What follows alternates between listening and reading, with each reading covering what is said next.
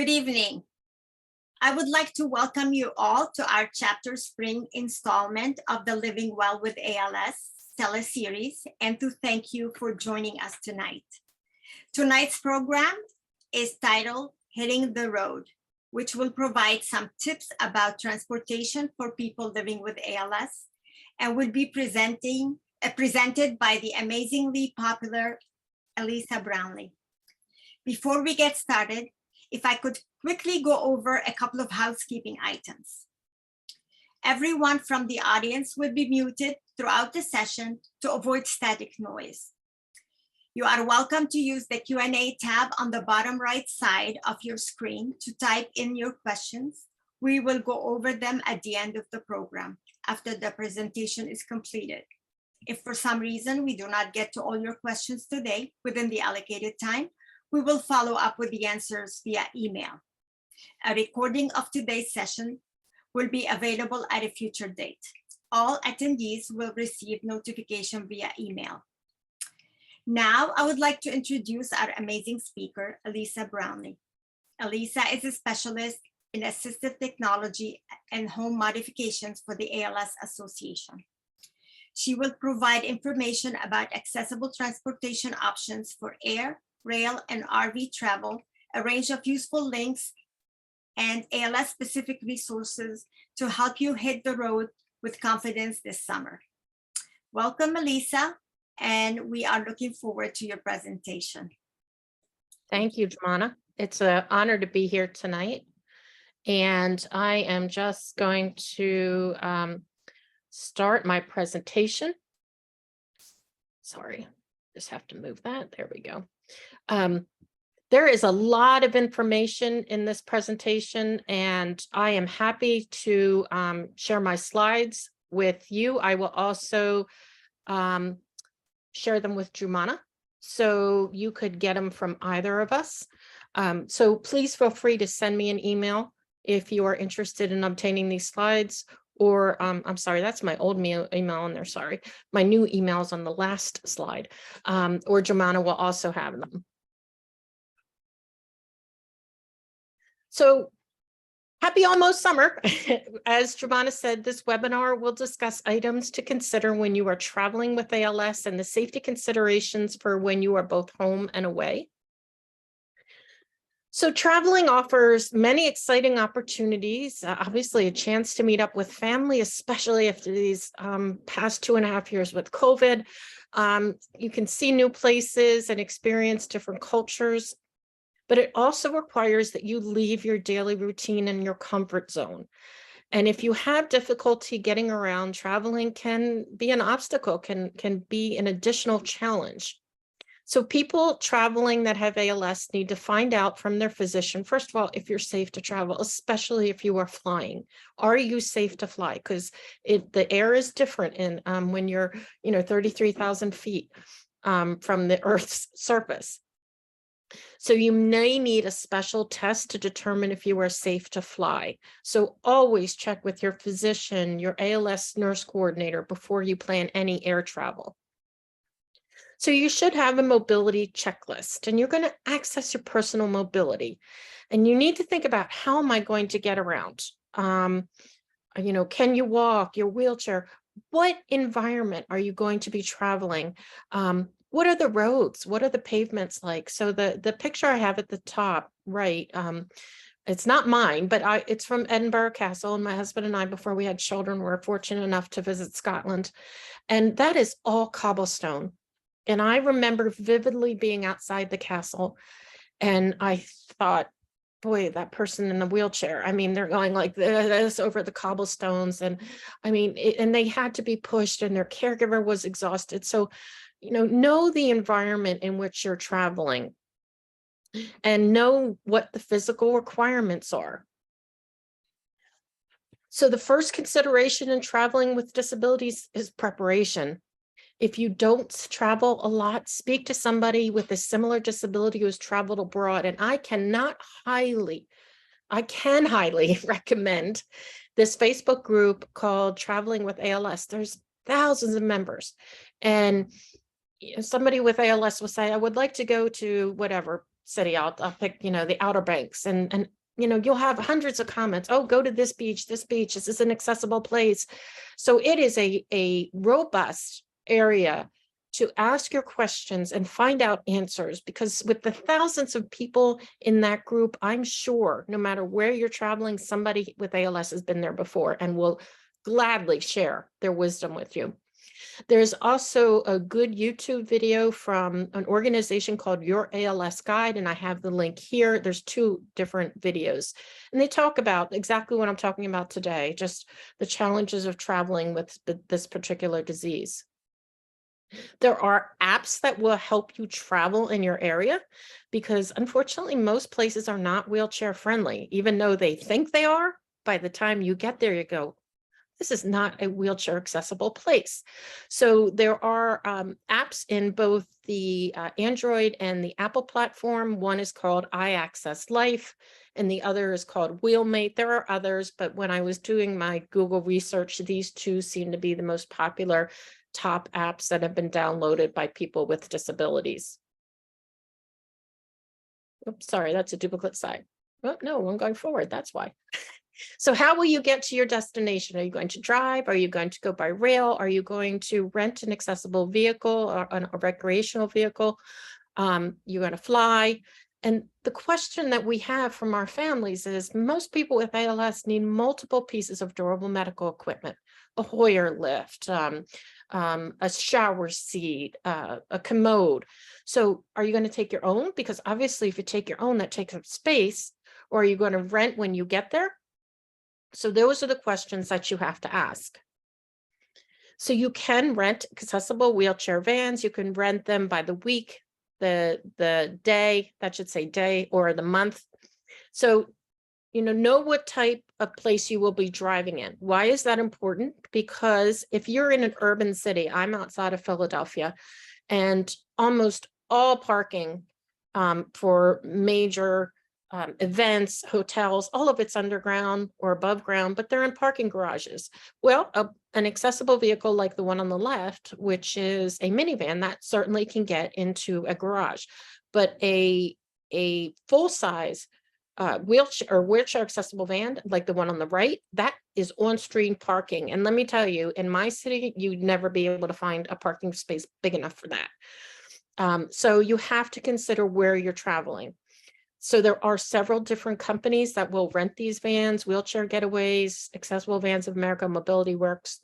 There may be other local cities. Just Google where you're going. And this is just a quick video of what an accessible van looks like on the inside. Not going to play the whole thing.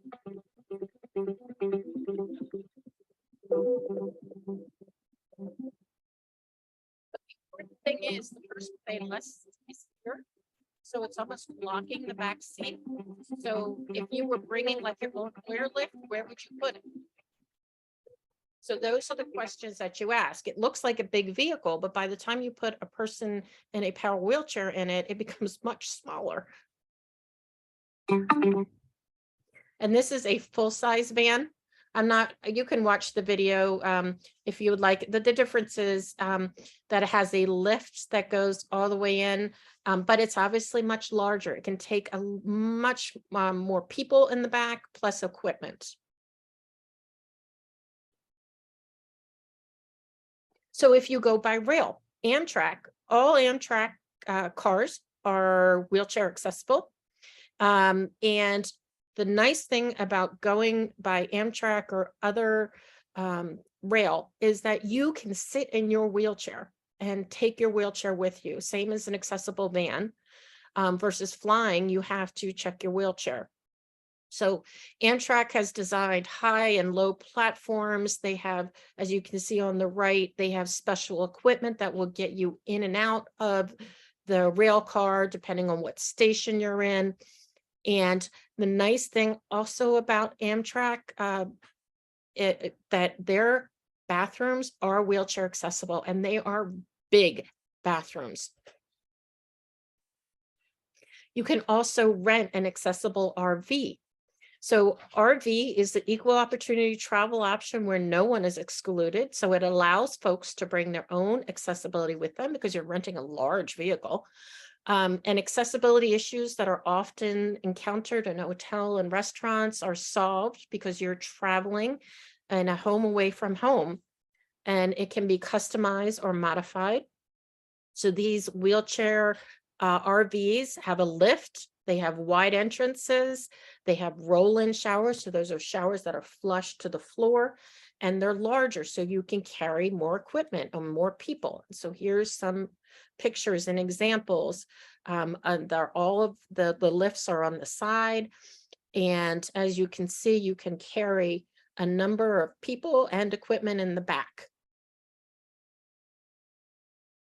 So air travel is the most challenging form of travel when it comes to people with ALS. So there's some tips that the airlines give to people with disabilities. And the first one is make your airline reservations early and as far in advance as possible. And if possible, call and speak to an agent when you're booking. I know everyone wants to book online, and I understand that. But it is easier if you speak to a human being and explain your situation. If it's a long flight and you're able to use a standard plane restroom, that's great. But what happens if you can't? You're stuck in that seat for 6, 7 hours and you can't get out of your seat. And a lot of the airplanes don't have an accessible bathroom. So that's another factor to consider. So what do you do? Some people will use adult diapers. For men, you can use urinals. You can use condom catheters, I've had pictured here. And for women, again, adult diapers. And there's also a external female catheter system called the PureWick system that you could bring too. So it is something to think about in your bathroom, because you're going on a plane, and even we've all hopefully been on a plane and you've seen the size of the bathroom. They're tiny. So even if you think, oh, I can go in the bathroom, there's no room for your caregiver if you even need help pulling up your pants. There's just not enough room. So on the newer refurbished wide bodies, the ones that have 2 aisles, there usually is an accessible restroom. But I mean, truthfully, you have to be flying fairly far to get an airplane that large. You always want to confirm they have your record of your request 48 hours before your departure. And then some of the newer planes have lift up arms on the aisle, so that does make transferring easier. Because we'll talk about this in a minute, but at the end of the jetway, an individual who's in a wheelchair has to transfer into what's called an aisle wheelchair, which looks like this. It is wide enough to get down the aisle, and then you have to transfer from that aisle chair onto the airline seat. So just a tip to get through TSA. I mean, this is an unfortunate part of life anymore, is that we have to get through TSA, and we're trying to do it with pieces of equipment and somebody in a wheelchair. So air travelers are still required to undergo screening at the checkpoint, even if you're in a wheelchair. So passengers with a disability or medical condition may consult a TSA officer about the best way to relieve any concerns during the screening process. If you have a medical device with you, you have a medical condition, it is recommended that you get TSA pre-check. And I know not everyone can get that, but it does make it easier because you don't have to remove your shoes then. Although it says somebody with a medical condition doesn't have to remove their shoes, but I've been in enough airports, I've seen that not true. So it does make it easier to do pre-check. There is a TSA helpline called TSA Cares, and that helps travelers and their families with disabilities and medical conditions. And you can call this 800 number with any questions about the screening process and what to expect. Supposedly the TSA officers are highly trained in dealing with people with disabilities. And I say that supposedly because, again, I've been traveling enough. I've seen that sometimes they're not. So you can ask for a passenger support specialist or a supervisor, TSA officer. Once you're at the airport, it's always recommended you get there early. You know, are you going to check your scooter or your chair? Or are you going to leave your chair at home and use an airport wheelchair and then rent a wheelchair at your destination? Again, all these decisions that you need to make. It's suggested that if you use gel or foam batteries in your scooter or power wheelchair, they do have to be removed, or they have to be, certain batteries have to be unplugged. Always label all parts of your wheelchair. What you want to do is take the things that that are not part of the frame of the wheelchair. So take the things off that you can, okay? Your cushion, maybe your headrest. And the other thing that you would need to think about is that if you need to change planes, what happens when you get to your first airport? So that you get there, and then how are you going to get from your first gate to your second gate? So as I said, remove seat cushions, any parts that could easily become separated from the chair, and try to take those with you. At the end of the jetway, you transfer onto this aisle wheelchair. Technically, the agents are supposed to transfer you, but we all know they're not experts in transferring. So oftentimes a caregiver will have to assist them or show them where to pick you up. But you are transferred onto that. There is a movement within the airport advocacy for people with disabilities that we are trying to get the airlines to allow people to fly in their wheelchairs. And I know that everyone understands how problematic that could be. What if the event of an emergency, you know, when you're taking off, what about when they, you know, the wheelchairs going in an incline position. So, but it is a movement that is gaining traction in this country and worldwide. I just went to a conference last month and we were discussing it. So maybe in a few years we won't have these problems, but right now this is our only choice, is to get into the aisle chair and put our chair, our very expensive power wheelchair, into the cargo hold. One of the things that people often misunderstand is that the airline carriers are not covered under the ADA. They are covered under Air Carrier Access Act, which means they don't have to abide by all the ADA guidelines that we expect in public accommodations. So you can get an information book about the air carrier access, or of course it's available on Google too. And you can also get a booklet called New Horizons, Information for the Air Traveler with a Disability. So this is a really brief video of what to do with your wheelchair when you're traveling. So one of the questions I get the most is airline travel. Can these chairs be brought on planes? What should be done in preparation for that? What kind of batteries are in the unit? So all of the power chairs in the Group 3 category are using FAA approved gel cell batteries. So you can transport your chair on a plane.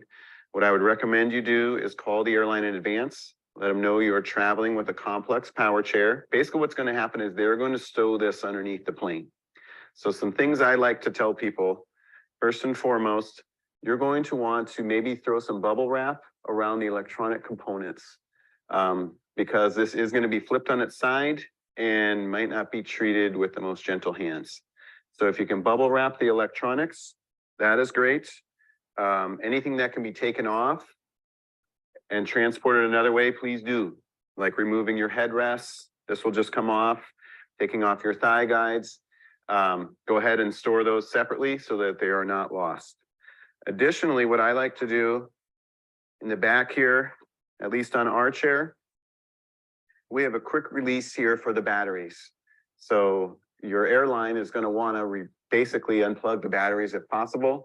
So instead of them tearing through all the electronics and possibly damaging components, you're going to want to put a hang tag here, a little luggage tag that says battery quick release.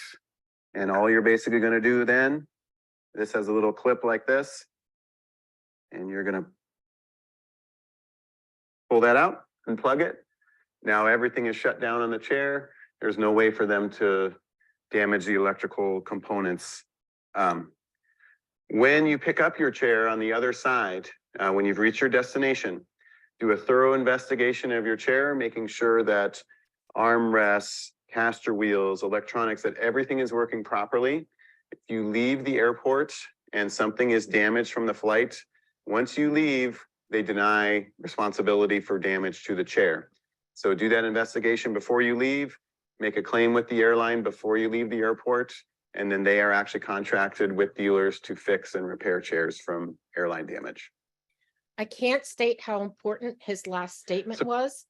Okay, there are thousands and thousands of wheelchairs that are I won't say destroyed, but are damaged every year by the airlines. And it's not deliberate. It's just that they're not trained. And that's another reason why people are trying to say we need to fly in our own chairs. I'm not going to play this whole video, but I just want to show you, this is a gentleman who he's a disability advocate. He travels extensively throughout the world, and he has taken video every time of his chair being loaded into the underbelly. And it's just interesting to see, and you can see sometimes why the damage is happening.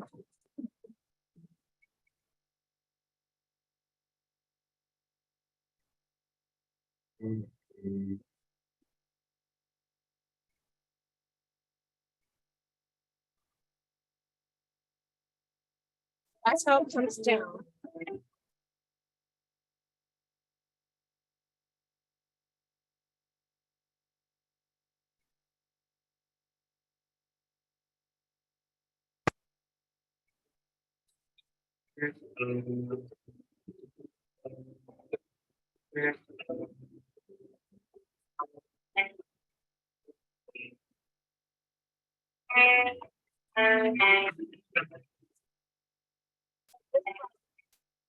Kind of lifted by the arms.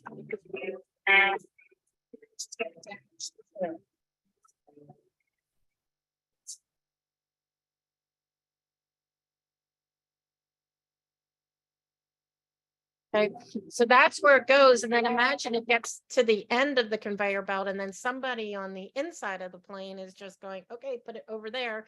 And then maybe 10 pieces of luggage end up on top of it.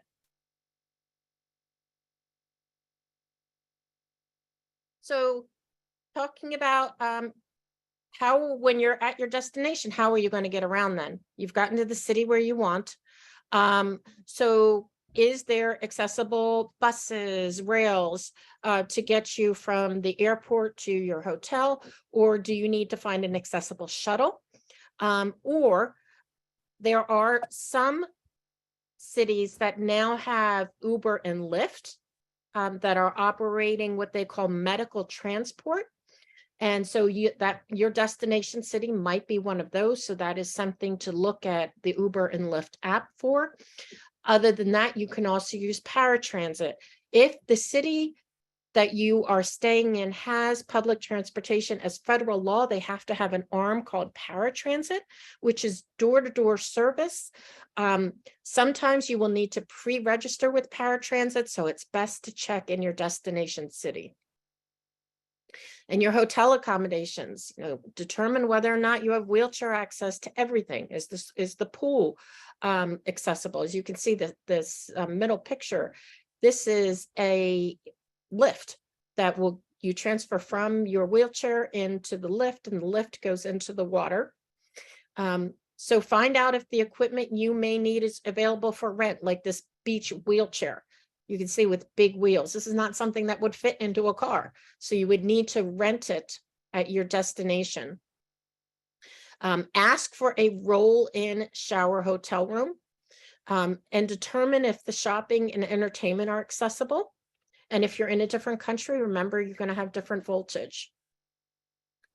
So if you're staying in a high rise, one of the things to think about is what happens in the event of a fire. Because say you're on the 20th floor of a hotel, and if the fire alarm goes off, the elevators are going to go down to the first floor. So what are you going to do? So you could think about an evacuation chair and ask if the hotel or the resort has an evacuation chair.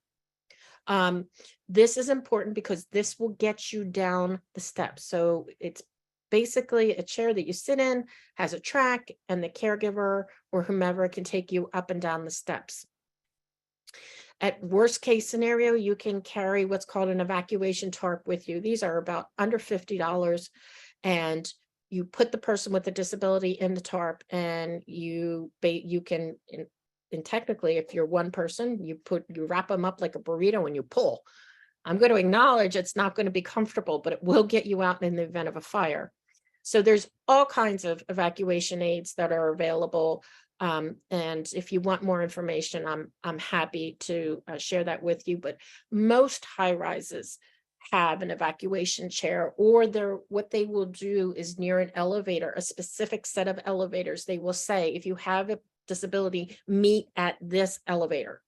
And so that the staff would know that you're in a wheelchair and you need assistance down a multi-story building. So you can rent an accessible home or a condo through Airbnb, Vrbo, etc. And then cruising, I'm trying to be respectful of my time, Jumla. Cruising is very accessible. The cruise lines are really doing their part by making their ships accessible, making larger rooms, making accessible bathrooms. The newer ships will have roll-in showers, drop-down benches. They're going to have raised toilet seats, grab bars, etc. So these are just some pictures that I have found on the internet of accessible cruise ships. And they're wide aisles here for wheelchairs. And so you also want to obviously think about your health and your insurance if you travel, especially if you are going abroad. So one of the things to know about international travel is that you need to determine the healthcare availability in the location where you will be traveling. Your doctor, healthcare provider, insurance company, or the local U.S. Embassy can provide the names and contact numbers of healthcare professionals at your healthcare facilities at your destination. And make sure to carry your medical alert information, either in a wallet or wallet card, necklace, bracelet, etc. One of the things to know, I'm sorry, I thought I had it here, is if you're international too, knowing that Medicare isn't going to pay for your medical assistance abroad, so you need insurance. A go bag. I have my go bag here. This is something I always recommend, whether or not you're traveling or not. I always, for your own safety, have a go bag near your entrance or your exit of your home. And in that go bag, you should have specific equipment or specific information. The list I have here is what FEMA recommends, but you can certainly customize it on your own. One of the things I can't stress enough is go to a cheap store, Five Below, dollar store, get a phone charger and put it in here, and don't ever take it out. Because if you have to call an ambulance for your loved one, or you live in an area that you might have to evacuate from, your go bag is right near the front door. You're going to grab it and go. So it's going to contain things that you need, and that phone charger is one of them. But also, your medical insurance cards, maybe have a copy of those. If you're nonverbal, have a communication board. Have, an extra set of reading glasses from the dollar store, whatever. Customize your go bag, but always have one. And in your go bag, medical information packet, you can download this free from the ALS Association website. So this is ALS-specific, and you would fill out the packet, and then who's my doctor, what medications am I on, etc. So that should always be in your go bag, as well as communication boards. Again, if you're nonverbal or have difficulty communicating, we have these free of charge. All you need to do is email me. But you can also, if you need one tomorrow, you can download a communication board at patientprovidercommunication.org. And in this go bag should be a set of instructions for emergency room personnel. I say yes, bye, no, bye, maybe bye.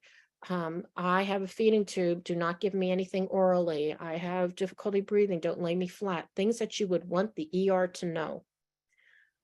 Your go bag should also have extra medication. I know that's sometimes difficult because sometimes we're only given 30 pills at a time, but it's something to think about. Oh, here's my international travel. See, okay. And so know that medical treatment and hospital care abroad could be expensive. Medical evacuation to the United States can cost more than $100,000. So be prepared for that. And so make sure you have health coverage if you're going abroad. You can enroll in the Smart Traveler Enrollment Program, and it's called the STEP. And you'll receive current information about your destination country. And this is if you're abroad. And these are links to great information that helped me prepare this presentation. And then ALS-specific resources, including my email, right? Yes. And my cell phone. And with that, I went right at 30. Okay. So I'm done. And please reach out to me for any questions that you might have. Oh, I think we got confused with the time. You're on the East Coast, we're on the Central. But we thank you anyway. That was amazing information. So you could have taken more time. So I'm sorry. I thought I had to go by 7:30. 7:30 our time, but that's that's okay. That's all right. I mean, if you have more information and time, sure. I have plenty of time. Do you want to share more stuff? No, that was the whole presentation. I guess the bottom line is planning. I mean, just traveling with my family of 4, like I keep a list, but that's not like traveling with equipment and breathing machines and all kinds of things that you would need. So that's an extra level. And that's why I really encourage people to reach out to, especially that Facebook group. And I know some people aren't on Facebook, but you might know somebody who is, your son, your daughter, all the grandkids, although they're on Instagram, but still, it's worthy to reach out to other families and hear their experience, because you might have this big trip planned and somebody might say, oh, okay, but avoid this, So, yeah, planning. Sounds good. So somebody is asking, my experience with roll-in showers at hotels is that the floors flood, making it very unsafe. I don't use a wheelchair in the shower, but use a shower bench, and depends on bars and showers. Are there other types of accessible bathrooms I haven't found yet? So if the shower was built right, it's not supposed to flood. Because as an accessible shower, if it's a true roll-in shower, the floor is supposed to be sloped. And then it's supposed to have a drain, or it can have a drain around the outside, called a French drain, or a drain on the inside. So really, when you're asking for a roll-in shower, what you really are asking for, it's called a zero entry shower, which means there's no lip. So some people will say, oh, it's a roll-in shower, but you get there and there's a 2-inch lip. So that person is right. You would need to bring like your sliding tub transfer bench, where you can slide the bench over the lip, or you would need like a rolling shower chair with a portable shower ramp. They're called shower ramps. And they're designed to get you over like 1 or 2 inch lip. But again, that's equipment you need to bring or equipment you need to rent when you're at your destination city. There are rolling shower chairs that are portable. They break down. So they fold down and they go into a bag.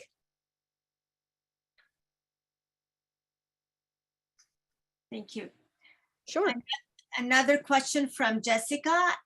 She's asking about whether there are any recommendations for portable toilets or toilet accommodations when traveling to places without ADA accessibility. Yeah. So I'm going to give you what I hear from my folks. As I said, I'm outside of Philadelphia. We have a lot of people who go to Florida for the winter, the snowbirds.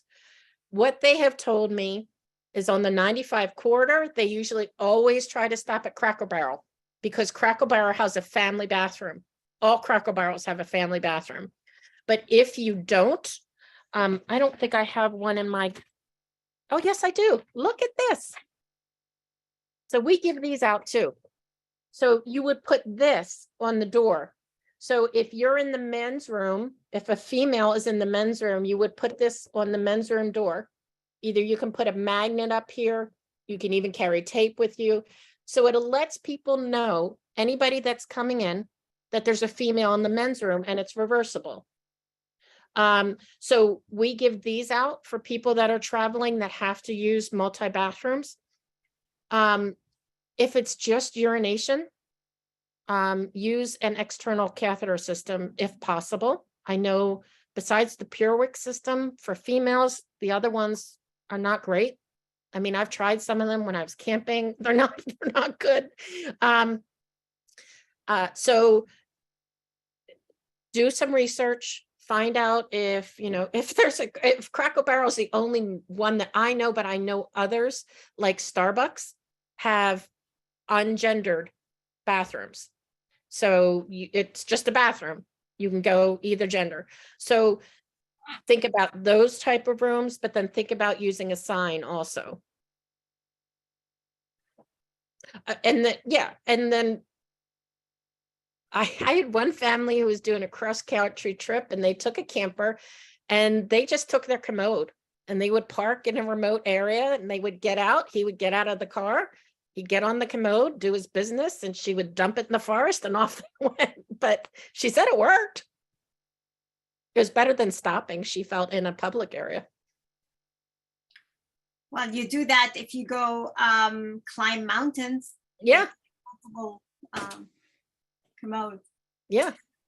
Well, I took the liberty to answer a question, but I'm not sure I got it right. So let's see. Uniqua asked, what is the name of the beach wheelchair? It's a beach wheelchair. Yeah. So my local chapter, because I work for both the National Association and the local chapter. My local chapter covers the New Jersey shore.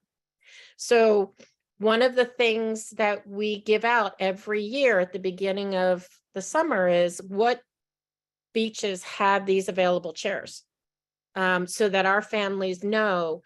And so just interesting enough, a couple of weeks ago, I got a call and there's a beach called Ventnor, New Jersey. And so I called Ventnor and I'm like, talking to the town manager or whomever, I'm like, do you have beach chairs available this year? Nope, not yet. So they're going to go to another beach. So you need to just call and ask. The largest beach in southern New Jersey is Wildwood, and those beach chairs are on a first come first served basis. And so some of my families are like, I get there at 8 a.m. or I think 8 a.m. and I'm in line. So because I want it by 9, So they sometimes only have a few, and they obviously probably have more need than they have equipment. Also, Shaniqua had it looks like a question also that they're getting ready for a trip and the power wheelchair can only be stowed underneath certain airplanes. Correct. So the It has to be 27 inches or more. Some of the smaller, like, the propeller jet or the propeller planes, they have a much smaller opening, and sometimes they have to take the wheelchair apart to get it on there. So that's really, really dangerous to do.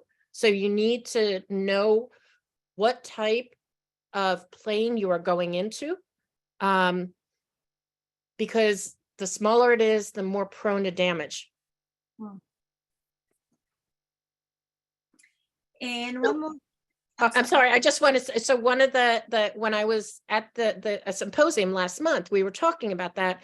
And this was an international symposium. So somebody who uses a wheelchair was there, and he said they basically unscrewed the back of his wheelchair to get it in. That's not something you really want, somebody unscrewing the back of your wheelchair who doesn't know wheelchair. So I'm sorry, what was the next question? No, somebody asked if you can share the slides with the resources again. Oh, sure.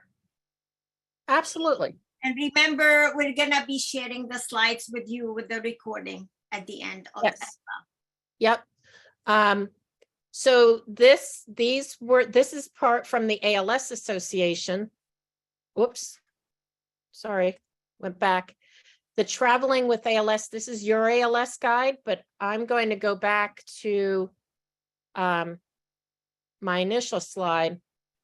Oops, sorry. Because I want you guys to have the Facebook link, which was right here, this Facebook group. If you just look up Traveling with ALS, it'll take you right to that Facebook group. Okay, so that's the one resource page. And then the other is the Your ALS guide, which is both on that page and here. The other thing that I didn't mention, and I'm sorry for the oversight, is you can bring your BiPAP or your Trilogy on an airplane. So it needs to go through screening, just like any other device. But the thing to think about is that Trilogy or BiPAP only has an 8-hour backup battery, and not every airplane has electricity. In fact, before COVID, I was a frequent flyer, and it was rare that I saw electrical outlets. They all have USB outlets almost anymore, but trying to find an electrical outlet, really difficult. So if you're traveling, even if you say, well, my flight's only 5 hours, what if you get stuck on the tarmac for an hour and a half? And then you get delayed for another hour. You're circling the airport. Now you're at 8 hours. So think about that time frame, and then you might want to bring an extra battery. That's the only other thing I can think of, besides making sure then, or if not, you make sure that the airplane that you're flying in has an electrical outlet. Great point. I have 2 more questions that came in. One is from Paula. Can paratransit pick up at the Philadelphia airport and take us to the hotel in Center City? So as far as I know, Philadelphia paratransit, you have to pre-register. So what that would mean is that you would download a paratransit application, and it needs to be signed by and it can be your local doctor. I don't know if nurses are doctor, nurse, and social worker, I think, are the allowable signatures. So in order to access Philadelphia paratransit, you need to pre-register. I would have to look, but as far as I remember, they do go to the airport because there's an airport line. So I believe yes, but know that you have to pre-register. And Lori is asking about, she says, I'm traveling for the first time with my rollator on a small plane. I'm planning on buying a travel bag for it and a gate check. How is that treated? The rollators are much easier, especially if you're putting it in a bag. You also may be able to check it in the closet. There is usually one closet in an airport, in an airplane. Sometimes they will allow an individual to check a smaller wheelchair into that closet, but you can also ask them about a rollator. I've not seen damage to rollators. It is much, I mean, they're much more durable than certain parts of the wheelchair, especially the electronics of the wheelchair. So if you are checking it, I would obviously put not only your name on the outside, but put your name, put a name tag on the inside in case something happens to the bag. The bag could tear, it could get, I don't know, something. But so tag the bag and the rollator itself. And then you need to make sure that when you're at the end of the jetway and you are giving that rollator away, you look at the agent and you say, I need to make sure that that's going to be delivered to me at the jetway at my destination city. Just reiterating, they're going to know that, but still reiterating it. Makes sense. Michelle is asking whether you know what are some of the most accessibility friendly tourist cities in the US? That's a hard question, Michelle. And if I'm just looking at it from the perspective of somebody with a disability, obviously larger cities, because they're equipped with curb cuts, they're equipped with public transportation. I think your more challenging areas are the more remote areas. You know, if you're trying to camp, if you're trying to go to a very rural area that's not going to have public transportation. But that being said,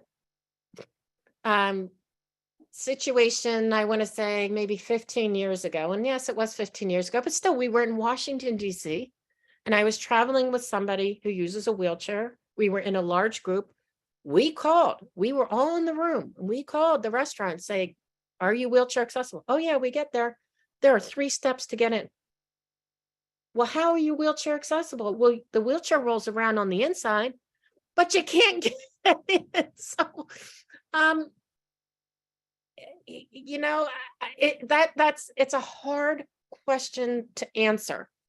What I would suggest is look at some of the apps that I recommended, like Wheelmate, and then do some Google searching of your destination city.